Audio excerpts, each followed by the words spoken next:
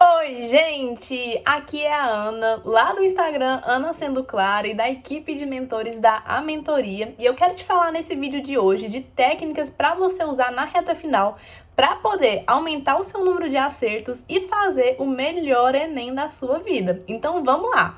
Gente, primeiramente, qual que é o principal ponto que vocês precisam focar nessas últimas 2 semanas pro Enem? Nos simulados. Mas não é fazer o simulado de qualquer jeito. O que acontece? O simulado ele é um ótimo objeto para você poder identificar lacunas dos conteúdos que você já tem uma base, para poder treinar a sua resistência de prova e acostumar o seu cérebro a aquele treino que tem que ser feito no Enem, já que o Enem é uma prova exaustiva, e principalmente para pegar insights que você pode aplicar no dia da sua prova em relação à sua estratégia de prova. E nesse vídeo eu também quero te falar de algumas técnicas para você poder aplicar no dia do Enem para poder aumentar a sua auto-performance. Então bora lá! Primeiro ponto. Quando vocês forem fazer esses simulados na semana do Enem, vocês têm que focar em 3 coisas. Primeira delas, validar as técnicas que vocês já vêm usando e as técnicas que, inclusive, eu vou falar aqui para vocês agora. Segundo ponto, fazer a correção aprofundada desse simulado. E o terceiro ponto, fazer o estudo eficiente das questões erradas. Lembrando que agora, nessa última semana, esse estudo das questões erradas tem que ser o melhor da vida de vocês. E aí, primeiramente, em relação à correção aprofundada. A correção aprofundada, gente, é uma técnica de identificação de erros para poder transformar esses erros em aprendizagem, que consiste em classificar o seu erro no simulado em 4 categorias. Os erros de interpretação, atenção, conteúdo e tempo. Agora, nessa reta final, a gente vai focar em 2 principais erros, os erros de desatenção e os erros de interpretação. O que são os erros de desatenção? Os erros de desatenção são aquelas bobeirinhas que a gente comete e que é pressuposto que a gente já sabe o conteúdo daquela questão, que se não fosse aquela desatenção, a gente teria acertado a questão. Os erros de interpretação também são de conteúdos que a gente já tem uma base, porém a gente não conseguiu desenvolver o raciocínio daquela questão. E por que focar nesses 2 tipos de erros? Porque esses 2 tipos de erros são os que vão se transformar em acertos de forma mais rápida. É os que vão te dar mais retorno se você investir neles. Por quê? Os erros de desatenção se você conseguir mentalizar para não errar mais aquilo, para prestar atenção naqueles pontos que você tem deixado deslizar na hora do simulado, isso vai se transformar em acertos. E os erros de interpretação são justamente os erros que vão te mostrar onde estão as lacunas dos conteúdos que você estudou.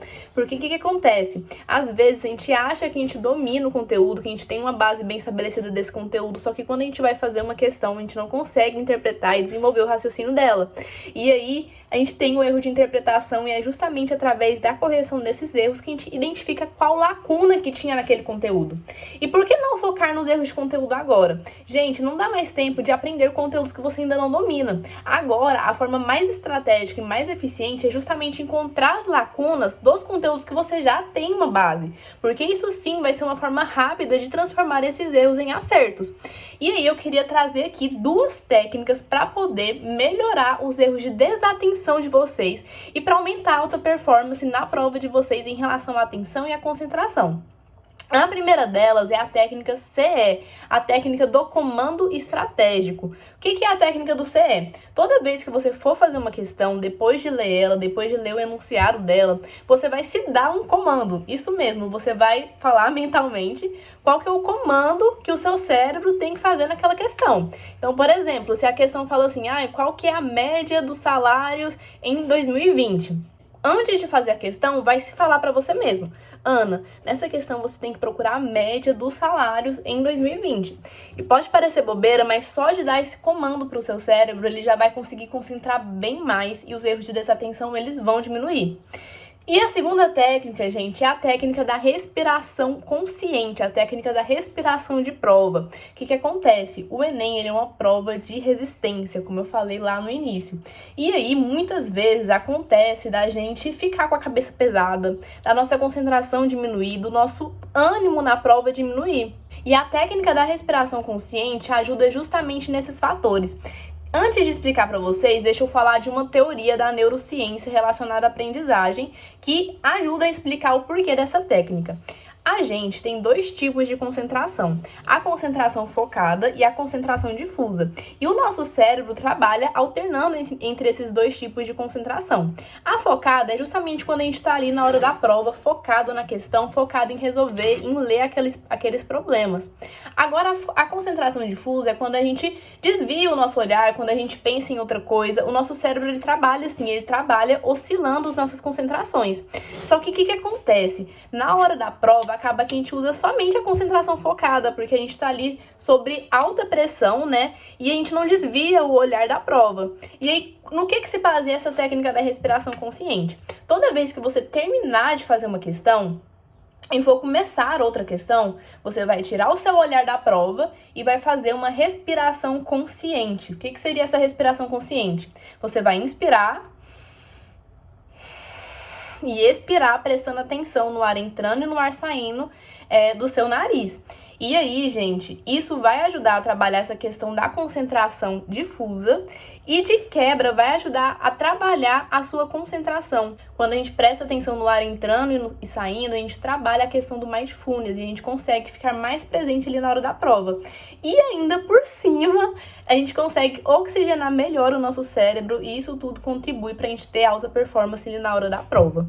Por fim, gente, queria dar uma dica bônus aqui para vocês em relação a essa correção dos simulados que vocês vão fazer nessas últimas 2 semanas, que é a técnica da legenda do simulado.